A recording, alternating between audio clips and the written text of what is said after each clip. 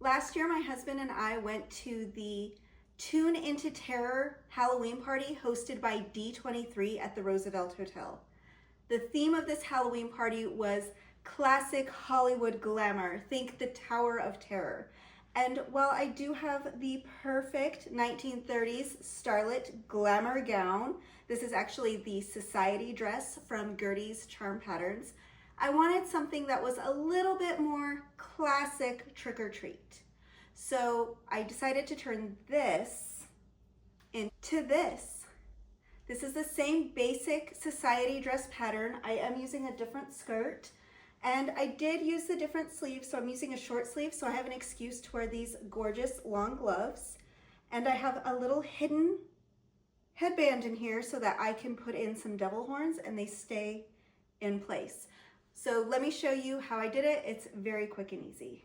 I'm using the Jean gloves from Gertie's Patreon. This is a pattern that I have just kind of had in my stash for a long time that I haven't really found a reason to use yet. And it is a wrist length glove pattern, and I do want to have really dramatic opera gloves. So what I've done is I've just measured the length that I want my gloves to be, and I've extended that line straight down on the fold from the wrist line on these gloves. And then I've measured around my arm at that part, and I do have a little bit bigger arms, and I know a lot of people are concerned with opera gloves because you don't want it to be too tight. So I am just taking that measurement and making sure that the base of the glove is going to fit around my arm, and that is going to be the base for my new glove pattern. Because my arm and my wrist and everything aren't like straight lines, I don't want this to be a full straight line from the original pattern to the corner of the piece that I've just drafted. So I'm using this curved ruler. This one is mostly supposed to be used to like draft skirts, like the hip area. But I found that it works really, really well because it's going to give that little nip in at the wrist and then kind of flare out past the elbow and up to my arm. So there is my new updated glove pattern. So you can better see it. Here is the pattern all cut out, so you can see there is the extra width I have added for my arm and the extra 15 inches of length on this glove. And I am just cutting the glove out of some scrap fabric. You can see this is where I think the hood was cut out. So I'm just checking the nap. I do want it to, pet this way, so I want the nap to go down there. And I found a piece of scrap that fits it, and I am just going to go ahead and cut this out real quick with my rotary cutter. I didn't show the step-by-step of how I put these gloves together because this is a Gertie Patreon pattern, and the video for doing that is part of her videos for her subscribers. But if you're interested, let me know, and maybe we can work out another glove pattern to work together. I'm about to draft my devil horns. I'm going to do 2 sets of devil horns. One that's going to have a finished bottom and loops, so that way it can fit on like a headband, or I can use the loops to pin them into my hair or onto a hat or whatever. And then the other set is going to just be sewn into the seams of the cowl. But I'm going to use the same basic pattern for both. So I've decided I want the bottom to be about 2 inches across. So about, here, let me come down a little bit further. So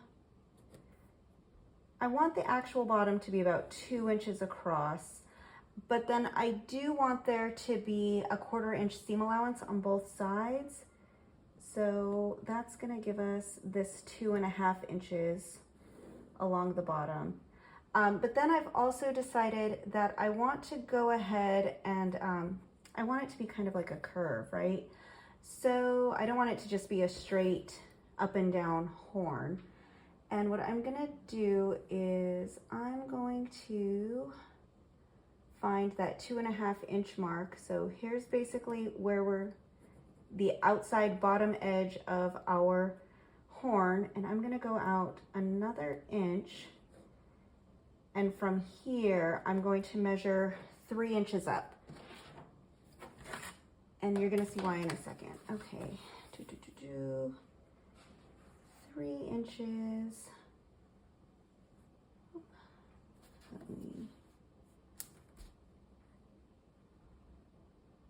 Okay, 3 inches up. So I want this horn to kind of curve up and meet here.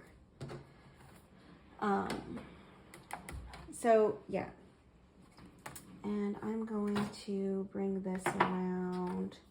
And I'm just gonna use my French curve until I find a curve that I like that kind of matches these 2 points. And I think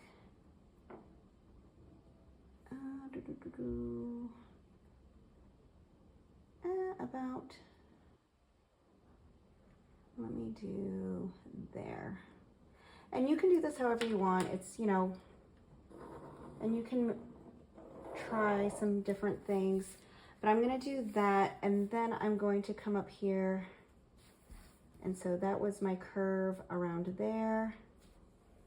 And I'm going to slide this out until it meets my other cutting line about there. And that's going to be the basic shape of my devil horn. But remember, there's going to be that 1/4 inch seam allowance all the way down. So I'm going to cut out 2 of these for each horn, which means I need 4 for each set. So I need 8 of these all together. And then, so for the base of the one set, we're gonna remember that this is 2 inches, right? And when we fold it around, it's gonna make a circle that's 2 of these. So that's gonna make a circle that's 4 inches around. So this is gonna be a 4-inch circle.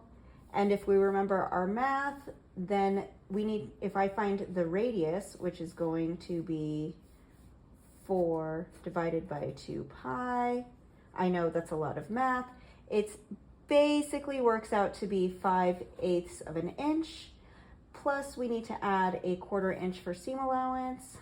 So that's gonna be 2/8, and so 7/8, and then I have my handy dandy compass. I know there's so much math in sewing. I bet you guys didn't even realize, and that is 7/8. That's set as 7/8. So now if I do a circle, whoops. Awesome, I know how to make circles. There we go.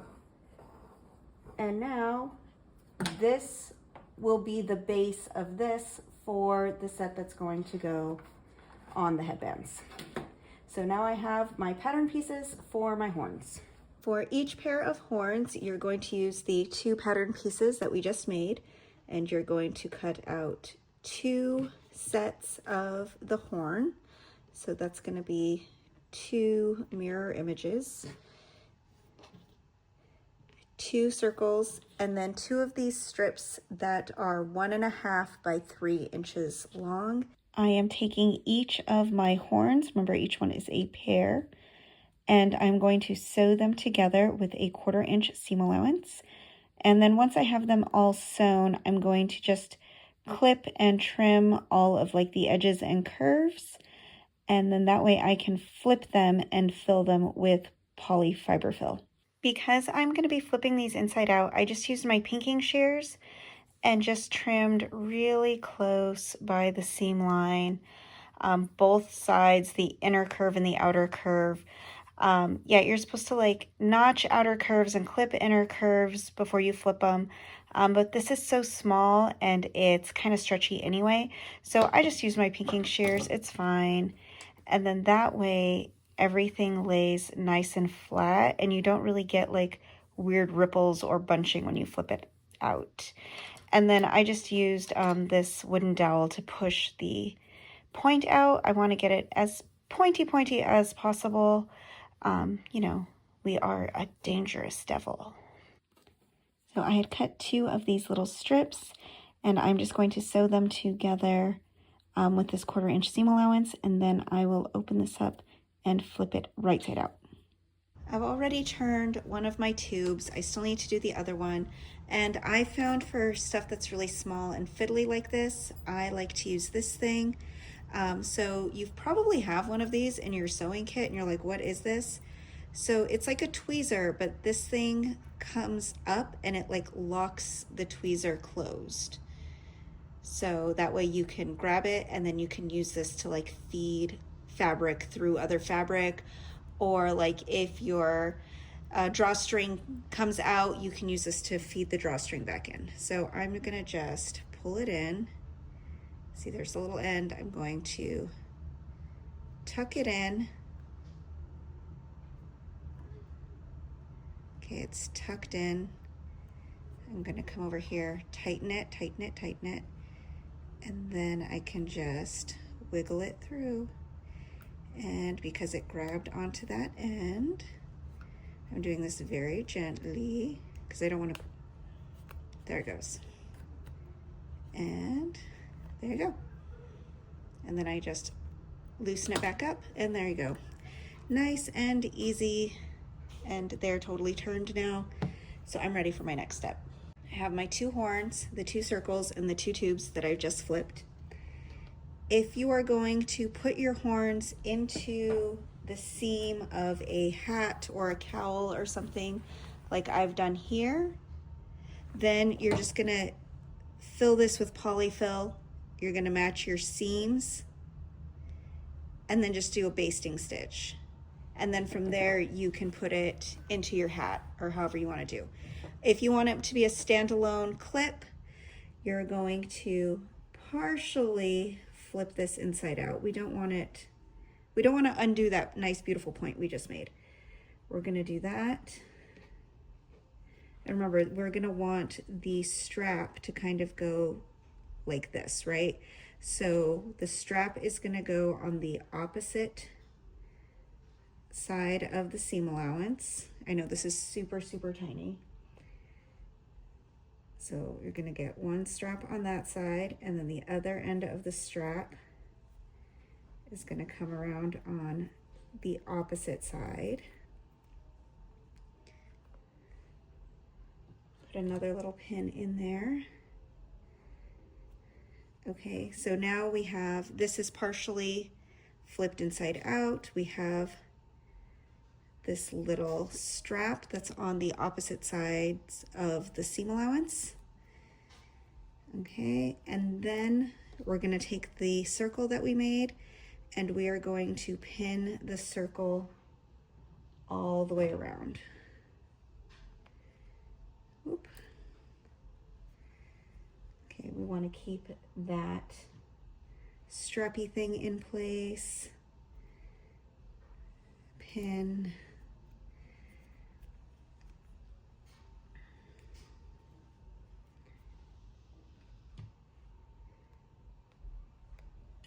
Pin. We're gonna go all the way around.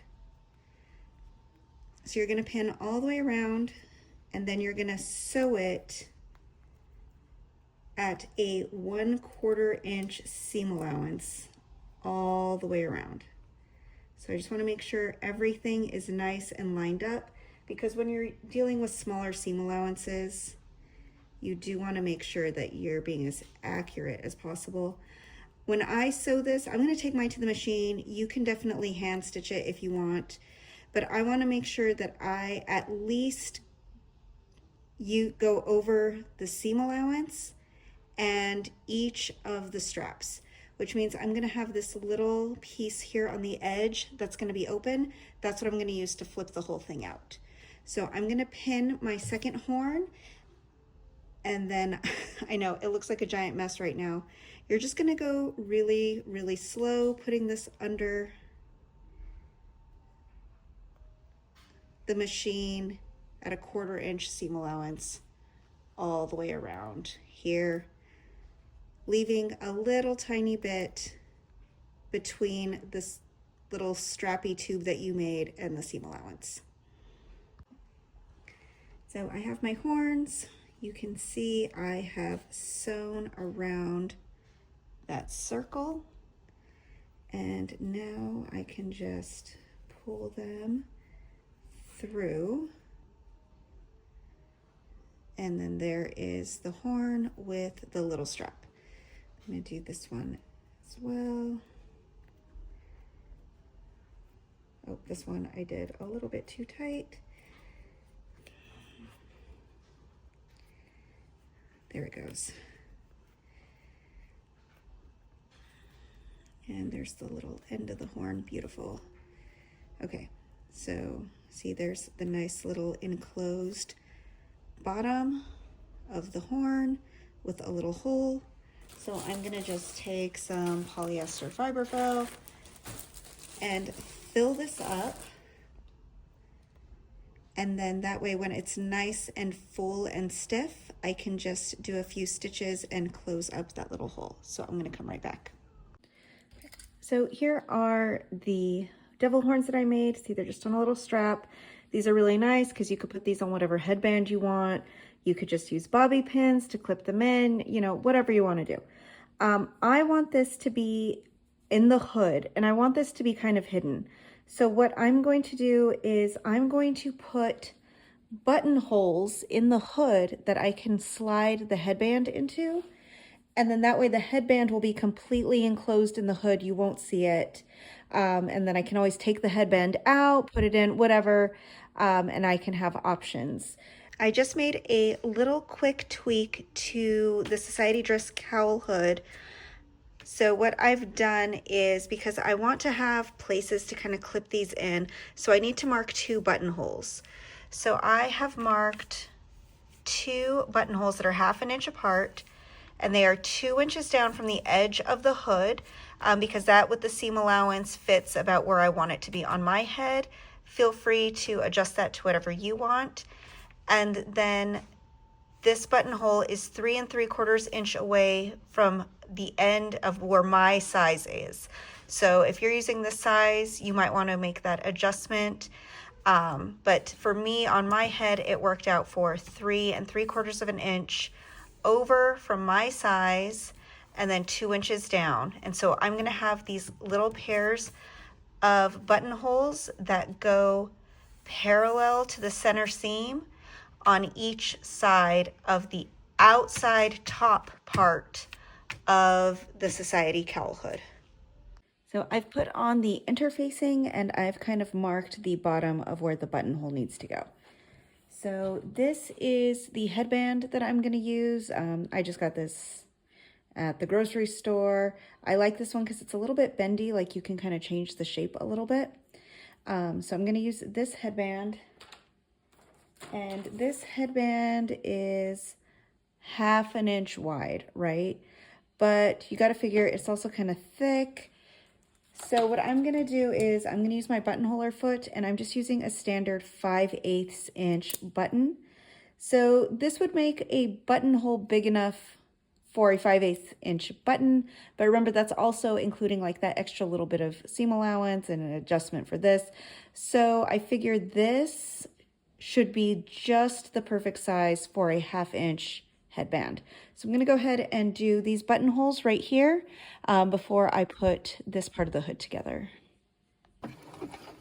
FYI, if you're going to use this buttonhole foot on this stretchy velvet fabric, be on the slowest speed possible for your machine, because I was trying to save myself time, and well, this is not my first attempt. So if you want to save yourself some effort, just go slow.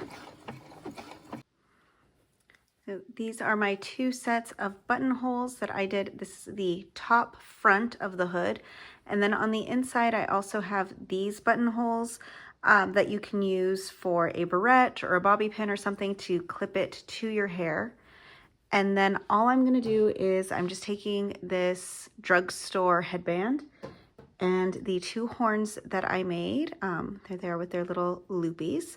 And so these are great because, you know, obviously like I could pin these into my hair. I could put this just on a headband and wear it, you know, on its own, doing its own thing. Or, as was designed, I am going to take this headband and just thread it through the, oh, there's the interfacing, go away interfacing. Okay, and then from here, I just loop that on and tuck the other end into that second loop, into that second buttonhole. And then there you see, it's all in there. And then I'm going to just scrunch everything off to the side until this is kind of near the end. And I'm taking the other horn and same thing, putting it through. Whoop.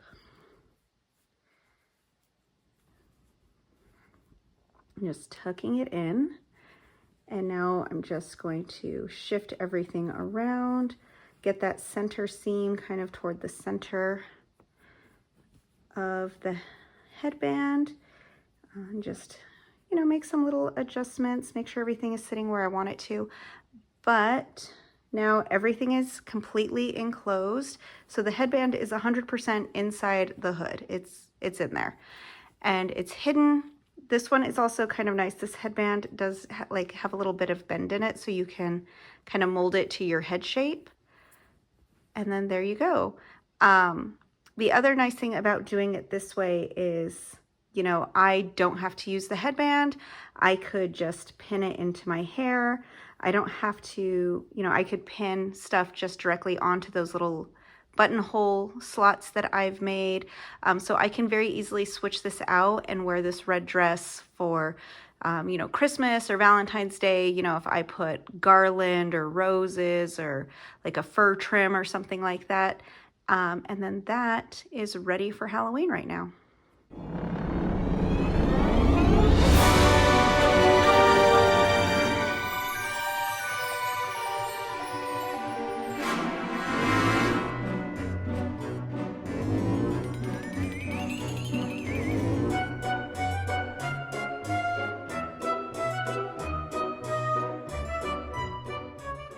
And there you have it, a couple of quick and easy accessories that you can make out of scrap fabric or coordinating fabric for your Halloween outfit to really elevate your spooky looks. Thanks for watching.